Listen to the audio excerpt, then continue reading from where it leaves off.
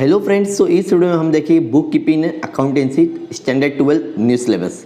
तो जो तुम्हारा सबसे पहला जो चैप्टर आता है बुक कीपिंग का 12th में, तो that is the introduction of partnership and final account. Okay, तो उनके पार्टनरशिप मतलब क्या होता है इस वीडियो में हम देखेंगे, और पार्टनरशिप के फाइनल अकाउंट में कितने टाइप्स के अकाउंट बनते हैं। ठीक है, एकदम डिटेल में देखें। अगर आपको कुछ भी नहीं पता है, अगर आपने 11th में बीके कुछ भी नहीं किए, अकाउंट्स नहीं किए, तो ये वीडियो आपके लिए बहुत इंपॉर्टेंट होगा। स्टूडेंट्स एंड फ्रेंड्स, अगर आप पहली बार आए हो चैनल पे, अगर आप न्यू हो तो प्लीज़ चैनल को जरूर सब्सक्राइब कर दो, बिकॉज आपको इसी तरह से जो भी लेक्चर्स होंगे 12th के, आपको सारे के सारे लेक्चर्स मिलते जाएंगे। ठीक है, तो सबसे पहले हम लोग समझ लेते हैं कि पार्टनरशिप होता क्या है। यहाँ पे देखो लिखा है सोल प्रोप्राइटरशिप। सोल प्रोप्राइटरशिप क्या होता है, सबसे पहले आपको मैं वो बता देता हूँ। सोल प्रोप्राइटरशिप ऐसा बिजनेस है जहाँ पे सोल का मतलब होता है सिंगल प्रॉपर्टी, मतलब एक ही कौन होता है, ओनर होता है। वो अपने बिजनेस को क्या करता है, रन करता है। जो भी प्रॉफिट होगा उसी का होगा, लॉस होगा उसी का होगा। वो अपने बिजनेस में सारे कैपिटल लेके आएगा। ठीक है, लेकिन उसमें ना कुछ कमियां आ रही थी, जैसे कि लिमिटेड कैपिटल हो रहे थे। लिमिटेशन मतलब कुछ लॉस हो रहा है, मतलब कुछ कमियां होती है ना, उसको बोलते हैं हम लोग लिमिटेशन। ठीक है, तो लिमिटेड कैपिटल हो गया, पैसे ज़्यादा नहीं लेके आ पाएगा। लिमिटेड मैनेजरियल एबिलिटी, अभी हर एक आदमी में मैनेज करने की एबिलिटी नहीं होती है। अगर मैनेजर रखे तो उसके पास में उसको देने के लिए पेमेंट नहीं होता है। अनलिमिटेड लाइबिलिटी, अगर उसको कुछ पर्सनल प्रॉपर्टी होती है, फॉर एग्जांपल अनलिमिटेड लाइबिलिटी का मतलब क्या होता है, फॉर एग्जांपल एक सोल ट्रेडर ने किसी से बैंक से लोन लिया होगा, या तो फिर किसी से बोरो किया रहेगा।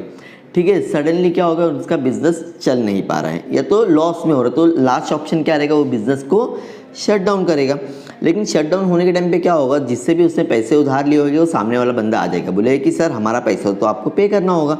तो उसको क्या करना होगा, अभी जिसने भी अपना बिजनेस स्टार्ट किया था सोल प्रॉपर्टीशिप को, उसको अपनी पर्सनल प्रॉपर्टी अटैच करना पड़ेगा, जो कि एक अच्छी बात नहीं है। तो ये भी लिमिटेशन में आता है।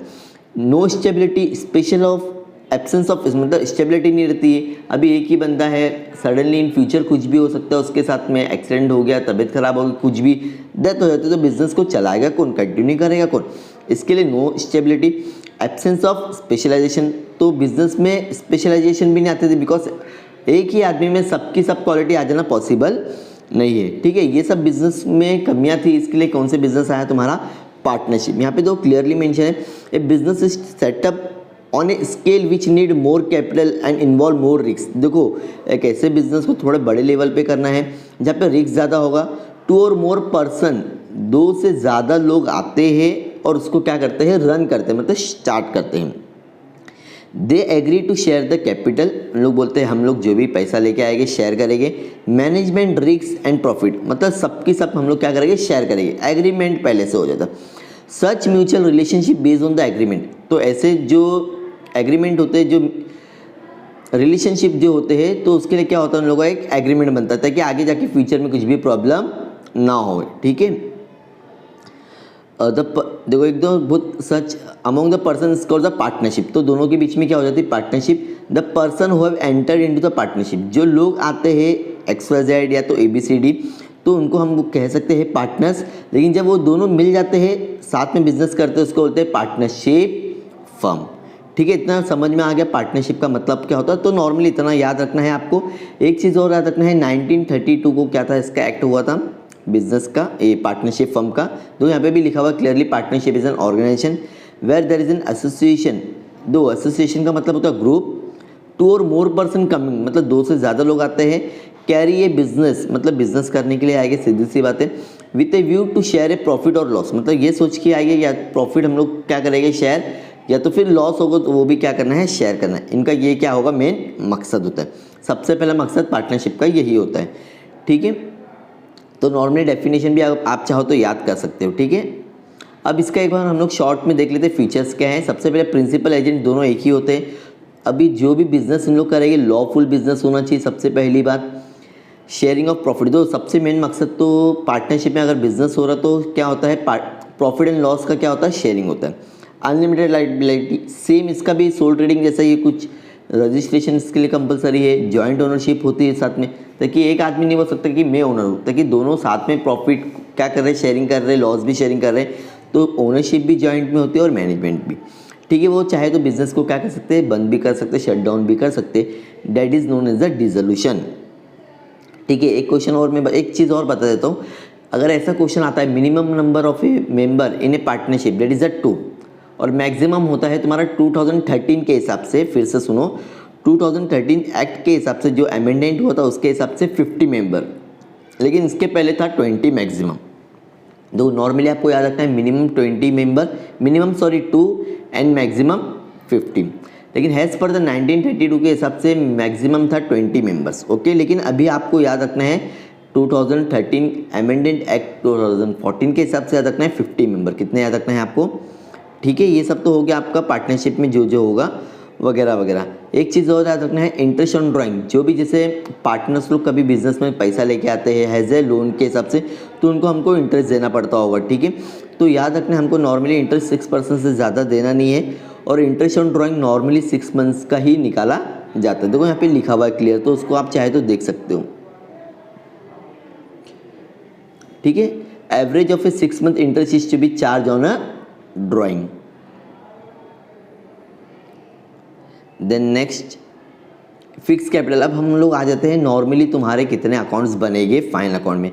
ये तो नॉर्मली अभी हम लोग ने डिस्कस किए कि पार्टनरशिप होता क्या है और पार्टनरशिप में क्या किया जाता है। ठीक है, लेकिन अब हम देखेंगे फाइनल अकाउंट।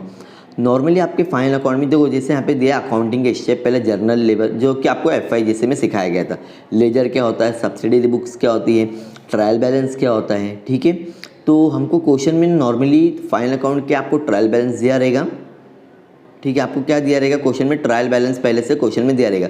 हमको अब बनाना होगा फाइनल अकाउंट। तो फाइनल अकाउंट के नॉर्मली आपको बनेंगे trading account, profit and loss account and balance sheet. फिर से सुनो, मैं बोल रहा हूँ trading account, profit and loss account and balance sheet. Okay, trading account क्या होता है, प्रॉफिट एंड लॉस अकाउंट क्या होता है, बैलेंस शीट क्या होता है। अगर आप इस वीडियो को टिल एंड तक देखोगे तो डेफिनेटली तीनों चीज़ों को समझ जाओगे और हम डिटेल में देखेंगे क्या होता है। ट्रेडिंग अकाउंट नॉर्मली आपको याद रखना है कि factory account, profit and loss आपको नॉर्मली याद रखना है ऑफिस के अकाउंट। ठीक है, जो भी ऑफिस के एक्सपेंसेस होते हैं तो इनकम, और बैलेंस शीट में आपकी लास्ट में आ जाती है एंडिंग में लायबिलिटी एंड एसेट, मतलब जो कंपनी के कुछ कर्जे होंगे उनकी खुद की चीज़ें होगी उसको हम लोग कहते हैं। ठीक है, ट्रेडिंग अकाउंट में क्या क्या आता है, इच एंड एवरीथिंग अभी हम क्या करने वाले, डिस्कस करने वाले हैं। तो उसके पहले एक चीज़ और मेंशन की हुई है यहाँ पे, तो मैं इसको पहले रफ कर देता हूँ।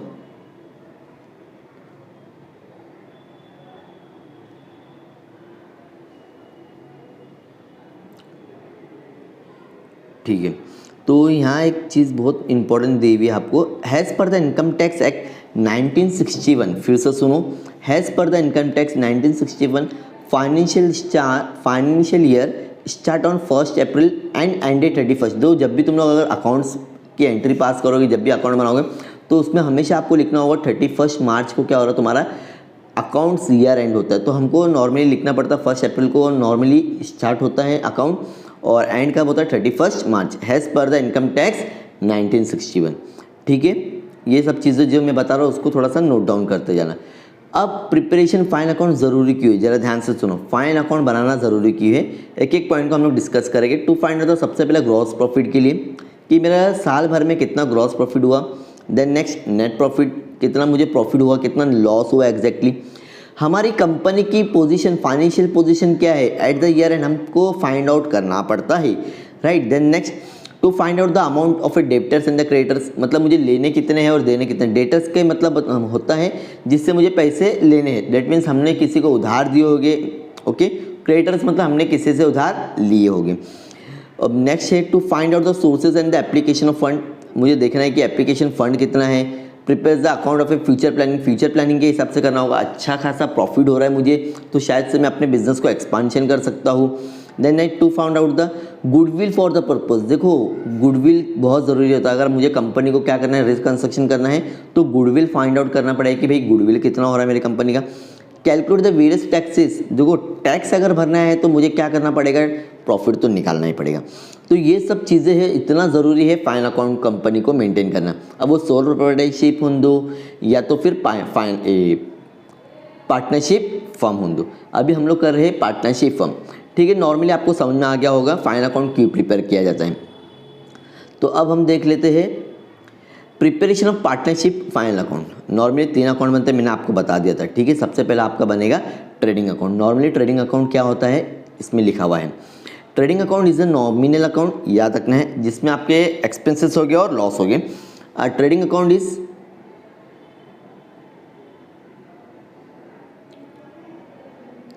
ओके सॉरी, तो ट्रेडिंग अकाउंट क्या है नॉर्मली यहाँ पे जो बुक में लिखा है पहले वो हम लोग देख ले। Trading account is open in the trading organisation for the purpose of find out the gross profit. Normally यहाँ पे दिया है कि साल भर में ग्रॉस प्रॉफिट, ग्रॉस प्रॉफिट क्या होता है सर, लगभग मुझे कितना प्रॉफिट हुआ ये देखने के लिए मुझे करना पड़ता है ट्रेडिंग अकाउंट। लेकिन नॉर्मली ट्रेडिंग अकाउंट में होता क्या है वो भी हम देख लेते हैं। In the debit side all the account direct expenses, okay, credit side में डायरेक्ट इनकम। अब वो क्या क्या चीज़ होगी सीधा हम देखेंगे, जरा ध्यान से सुनना। डेबिट साइड में all direct expenses and credit side में ऑल डायरेक्ट इनकम, ठीक है। ये रहा आपका परफॉर्म ऑफ ट्रेडिंग अकाउंट। एक एक चीज़ में बताऊंगा, एकदम डिटेल में देखना। सबसे पहले trading account for the year ended, heading होगी आपकी पर्टिकुलर, जरा ध्यान से देखना। सबसे पहले हमेशा आपको याद रखना है ट्रेडिंग अकाउंट में ओपनिंग स्टॉक। हम ओपनिंग ट्रेडिंग अकाउंट का मतलब याद रखो आप लोग, होता है फैक्ट्री। क्या होता है फैक्ट्री, तो फैक्ट्री में हमेशा आपके पास में कुछ ना कुछ स्टॉक होगा पहले से। देन अभी आपने कुछ परचेस किए होंगे, राइट। तो ये जो सिस्टम लिखा है 2 से 3 लाइन, जो मैं इसको कर देता हूँ आपको, ठीक है। तो ये जो रेड में ना, इसको आपको लाइन से ही लिखना, ऊपर नीचे ज़रा भी नहीं लिखना, अदरवाइज ये आपका सम रॉन्ग हो जाएगा। सबसे पहली लाइन में हमेशा आता है ओपनिंग स्टॉक, देन आएगा परचेस। कंपनी पूरे साल भर में कितना रॉ मटेरियल परचेस की होगी।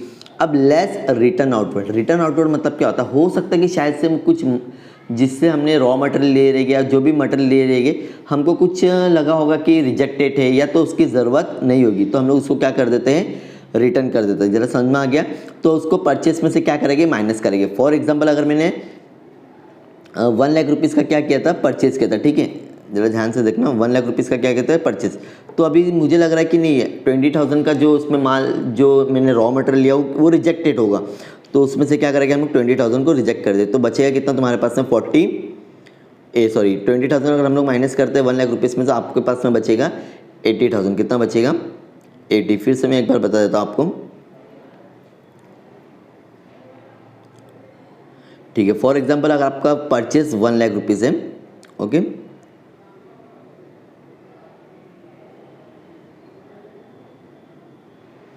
ओके, कितना है 1 लाख रुपीज़। अब उसमें से रिटर्न कर दिया आपने, फॉर एग्जांपल समझिए 20,000, तो एग्जैक्ट अमाउंट कितना आ जाएगा आपका 80,000। ओके, सो ये आपका हो जाएगा final answer.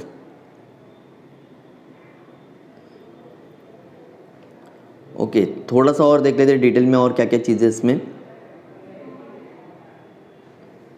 Then carriage inward, अब जो माल आ रहा है इसको हम लोग कैरेज इनवर्ड बोलते हैं। फ्रेट्स मतलब नॉर्मली खर्चा होता है, जो भी आने जाने का खर्चा होगा, माल आया रहेगा। डॉक चार्जेस जो शिप के थ्रू आता है, ये भी नॉर्मली सब फैक्ट्री के एक्सपेंसेस है। कस्टम ड्यूटी, अगर हम लोग कुछ चीज़ें बाहर से मंगा रहे हैं आउट ऑफ इंडिया, तो कस्टम ड्यूटी मुझे पे करना पड़ता है। वेजेस प्रोडक्टिविटी, अगर जिससे मेरा प्रोडक्शन तैयार हो रहा है तो उसको मुझे वेजेस देना पड़ेगा। Manufacturing wages, wages and salary, ज़रा ध्यान से सुनना ये वाले पॉइंट पे। वेजेस एंड सैलरी अगर क्वेश्चन में है तो आपको नॉर्मली ट्रेडिंग अकाउंट में आता है, लेकिन अगर सैलरी और वेजेस होगा तो प्रॉफिट एंड लॉस में। तो वेजेस क्या होता है सर, वेजेस का मतलब होता है मजदूरी, और नॉर्मली मजदूरी कहाँ काम करते हैं, फैक्ट्री में काम करते हैं, ठीक है। देन इंपोर्ट ड्यूटी, अगर मैं कुछ मंगा रहा हूँ, कोल कोक गैस मोटी पावर, नॉर्मली ये सब चीज़ें फैक्ट्री में यूज होती है। तो ये डायरेक्ट एक्सपेंसेस है तुम्हारा, क्या है, डायरेक्टली एक्सपेंसेस है।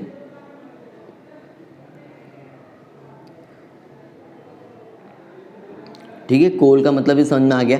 Royalty on purchase of production, royalty का मतलब होता है, फॉर एग्जांपल एक ऑथर ने बुक लिखा होगा, ठीक है, वो चाहता है कि उसकी बुक क्या होना चाहिए, पब्लिश। तो एक पब्लिकेशन आएगी, उनको बोलेगी कि सर हम आपको क्या करेंगे, पे करेंगे, आप हमको क्या दे दो, अपने जो पीएचडी करके जो भी आपने बुक लिखी रहेगी, तो हम इसके ऊपर आपको क्या पे करेंगे, रॉयल्टी। तो ये पब्लिकेशन जो बुक पब्लिक कर रही होगी, पब्लिकेशन कर रही होगी, जो इसको प्रिंट कर रही होगी, तो उनके लिए क्या हो गया, रॉयल्टी हो गया। तो ये डायरेक्ट एक्सपेंसेस हो गया, क्या हो गया, ये सब चीज़ें डायरेक्ट एक्सपेंसेस हो गए, ठीक है। प्राइमरी पैकेजिंग चार्जेस, देखो नॉर्मली क्या होता है, जब कोई प्रोडक्ट बनता है तो उसको डायरेक्टली सेलिंग नहीं किया जाता। तो सबसे पहले वो अगर फैक्ट्री में पैकिंग हो रहा है तो हम लोग प्राइमरी बोलेंगे, ठीक है। Factory lighting and heating, normally factory में लाइट अगर स्पेशली बोला है, फैक्ट्री वर्ड अगर आपको आ जाता है क्वेश्चन में, लाइटिंग अगर होता है, ठीक है, लाइट का एक्सपेंसेस नॉर्मली ऑफिस में आता है, लेकिन लाइटिंग एंड हीटिंग ये सब समझ में आता है कि हाँ भाई ये सब चीज़ें कहाँ होगी, फैक्ट्री के ही चार्जेस है, ठीक है। तो नॉर्मली फैक्ट्री हो गया, हीटिंग हो गया, फैक्ट्री स्पेशल बोला था, वो स्पेशल फैक्ट्री वर्ड आ जाता है ना, तो समझ जाना है ट्रेडिंग। फैक्ट्री का भाड़ा होगा, ताकि रेंट पे लिए हो गया फॉर एग्जांपल, देन इंश्योरेंस हो सकता है फैक्ट्री का। अब देखो बहुत इंपॉर्टेंट पॉइंट है, वर्क मैनेजर सैलरी। ज़रूरी नहीं कि मैनेजर आपके खाली ऑफिस में ही काम करते हो, प्रॉफिट एंड लॉस में जाएगा। कुछ मैनेजर्स को मुझे यहाँ पे भी रखना पड़ता है, कहाँ, फैक्ट्री में, बिकॉज जितने भी वर्कर है उसके ऊपर नज़र रखना पड़ेगा, ठीक है। तो उनका जो हेड होता है उसको हम लोग बोलते हैं वर्क मैनेजर सैलरी। ज़रा ध्यान से सुनना, नॉर्मल मैनेजर सैलरी आपका प्रॉफिट एंड लॉस में खर्चा है, that is the office expenses. But अगर वर्क मैनेजर सैलरी आता है आपके क्वेश्चन में, तो वर्क मैनेजर सैलरी का मतलब होता है कि वो चीज़ क्या है कि फैक्ट्री का वो एक्सपेंसेस है, ताकि नॉर्मली अगर जो मजदूर पे, जो वर्कर पे अगर नज़र रख रहे हैं, उनका जो हेड होगी, तो उसको हम लोग बोलते हैं वर्क्स मैनेजर सैलरी। अब जो लास्ट में ग्रॉस प्रॉफिट कैसे आता है सर, तो उसका हम लोग जब सम करेंगे तब आपको क्या करेंगे पता चल जाएगा। अब ये तो हो गए तुम्हारे डेबिट साइड में, तो दिख रहा है आपको यहाँ पे डेबिट लिखा हुआ है और यहाँ लिखा है क्रेडिट। और हम लोग ने स्टार्टिंग में पढ़ लिए थे डेबिट मतलब all direct expenses of A factory, और क्रेडिट में आपकी सारे की सारी क्या आ जाएगी, डायरेक्ट इनकम आ जाएगी। जैसे कि सेल्स कर रहे हैं, ठीक है, यहाँ पे भी सेल्स रिटर्न दो, हमने सेल्स तो कर दी, हो सकता है कि शायद सामने वाले को वो चीज़ पसंद नहीं आई होगी या कुछ रिजेक्टेड होगा, तो हमको रिटर्न करे, तो हम लोग क्या करेंगे माइनस। सेम अगर 2 लाख रुपीज़ का मैंने सेल किया हो फॉर एग्जांपल, ठीक है, देन अगर मैं माइनस करता हूँ 50,000 का माल क्या हो गया फॉर एग्जांपल, तो रॉ मटेरियल क्या था, रिजेक्ट हो गया, तो नॉर्मली आपका सेल्स कितना हो, 1,50,000, ठीक है। बहुत सिंपल ईजी है प्रोसेस, जब आप लोग सम करेंगे तो और इजीली लगेगा आपको। देन आपका आता है गुड लॉस बाय फायर। दो नॉर्मली ये सब चीज़ क्या हो रही है, लॉस हो रही है। कहाँ से लॉस हो रही है, कि जल गया होगा फैक्ट्री में माल रखे, तो ये तुम्हारा ये क्रेडिट साइड में आ जाएगा, ठीक है। गुड्स लॉस बाय थीफ, अगर चोरी हो जाता है ये भी आपका खर्चा है, मतलब ये लॉस नहीं हो रहा है, ठीक है। ये सब चीज़ क्या हो रही है, तुम्हारे फैक्ट्री से जा रही है, ठीक है। जो चीज़ जाती है हम लोग कहाँ लिखेंगे, उसको क्रेडिट में लिखेंगे। Goods distribute as a free sample. तो नॉर्मली क्या होता है, बहुत सारी कंपनी जब इनिशिएटिव करती है फर्स्ट स्टेज पे होती है, तो ताकि लोगों को पता चलना कि चाहिए कि हमारा भी प्रोडक्ट मार्केट में सेल हो रहा है, तो कंपनी क्या करती है, फ्री में सेल करती है। तो ये सब नॉर्मली क्या आ जाएगा, तुम्हारा क्रेडिट साइड में आएगा ट्रेडिंग अकाउंट के, ताकि वो सब माल प्रोडक्शन बन के कहाँ रखा रहता है, नॉर्मली फैक्ट्री में, तो फैक्ट्री से क्या हो रहा है, ये क्रेडिट हो रहा है, ठीक है। देन आपका आता है गुड्स लॉस इन एक्सीडेंट। हो सकता है कि कुछ लॉस हो गया रहेगा एक्सीडेंट के, मतलब आने जाने में कुछ लॉस हुए रहेंगे। Goods withdrawn bye partners,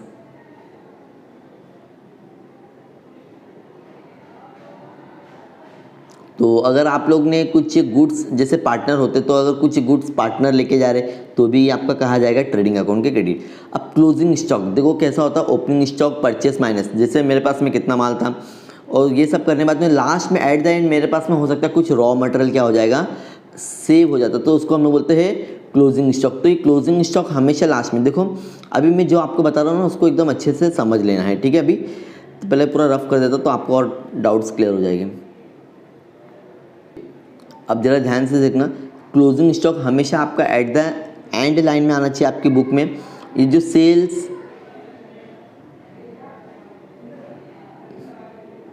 return, ये दो चीज़ हमेशा स्टार्टिंग में ही आएगी, कैसा भी सम रहने दो, कितना भी हार्ड रहने दो, ये आपको फर्स्ट सेकंड लाइन में ही लिखना है।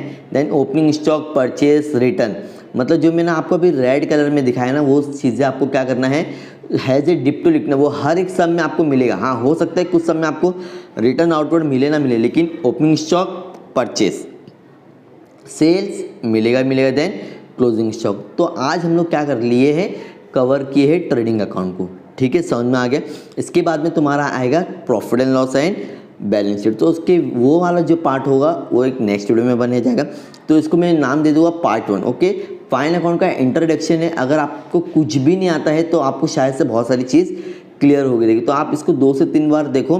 ये सारी की सारी चीज़ें आपको क्या करना है, याद करना है, पर्टिकुलर की ओपनिंग स्टॉक से लेके कहाँ तक याद करना है। अगर बाय हार्ट नहीं होगी तो भी चले, लेकिन समझना है कि ये सब चीज़ क्या है, डायरेक्ट एक्सपेंसेस, और ये सब चीज़ें क्या है, क्रेडिट वाली डायरेक्ट इनकम है। ओके फ्रेंड्स, अगर आपको वीडियो अच्छी लगी हो स्टूडेंट्स, तो प्लीज़ इस वीडियो को लाइक ज़रूर करना फ्रेंड्स, और जितना हो सके अपने फ्रेंड को भेजिए ताकि उनको भी थोड़ा सा फाइन अकाउंट बहुत ईजी लगे। किसी किसी को अकाउंट थोड़ा भी समझ में नहीं आता है, अगर आपको डर लगता है अकाउंट से, तो ये वीडियो से आपका डर एकदम से भाग जाएगा और आपको अकाउंट से एकदम लगाव लगेगा, और जितना हो सके आप कोशिश करोगे अकाउंट सॉल्व करने के। उसके बाद में अगर आपको कुछ डाउट है सर अभी भी ये समझ में नहीं आया, तो आप कमेंट में ज़रूर मेंशन कीजिए, मैं कोशिश करूँ और उसको और ईजी वे में क्या कर सकूँ, एक्सप्लेनेशन दे सकूँ। मैं देखना चाहता हूँ कि इस वीडियो को कितने लोग लाइक और शेयर करते हैं। ओके फ्रेंड्स, तो मिलते हैं नेक्स्ट वीडियो में। Thank you so much for watching my video. Bye bye.